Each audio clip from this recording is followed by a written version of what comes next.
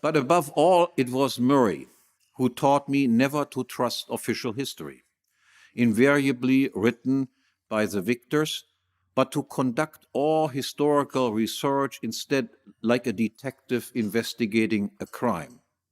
Always, first and foremost, and as a first approximation, follow the money in search of a motive. Who is to gain, whether in terms of money, real estate, or sheer power from this measure or that? In most cases, answering this question will lead you directly to the very actor or group of actors responsible for the measure or policy under consideration. Simple as it is to ask this question, however, it is much more difficult and requires often arduous research to answer it and to unearth from under a huge smokescreen of seemingly high-minded rhetoric and pious propaganda the hard facts and indicators, the money flows and the welfare gains, in order to actually prove a crime and to identify and out its perpetrators. Murray was a master in this, and that at a time when you did not have access to computers, the internet, and search machines such as Google.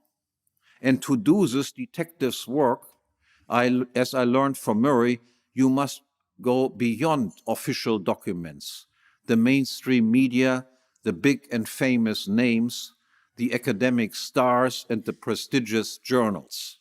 In short, everything and everyone deemed respectable and politically correct.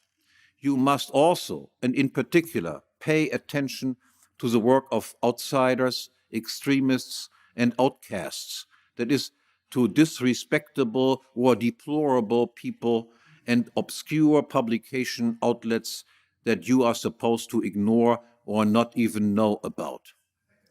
To this day, I have heeded and indeed relished following this advice.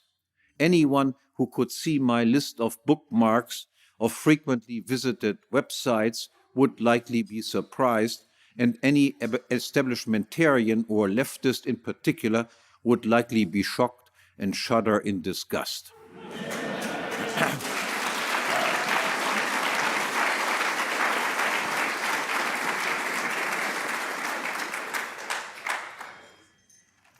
Now, with this general perspective and outlook on things, revisionists such as Murray, and then in his footsteps also myself, are regularly charged contemptuously as some nutty conspiracy theorists.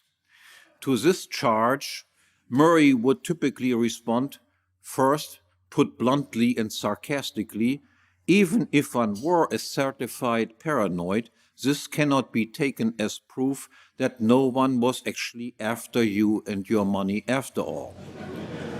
And second, and more systematically, conspiracies are of course less likely of the larger the number of supposed conspirators. Also, it is naive to assume the existence of just one big all-encompassing conspiracy run by one all-powerful group of conspirators.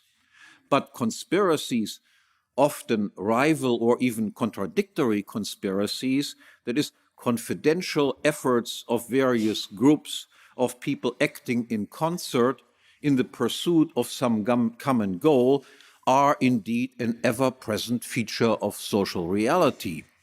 As any action, such conspiracies can succeed or they can fail and can lead to consequences that were unintended by the conspirators.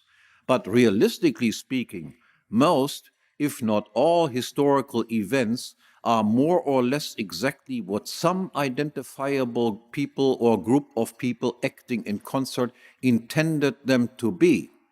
Indeed, to assume the opposite is to assume, incredibly, that history is nothing but a sequence of unintelligible events and accidents.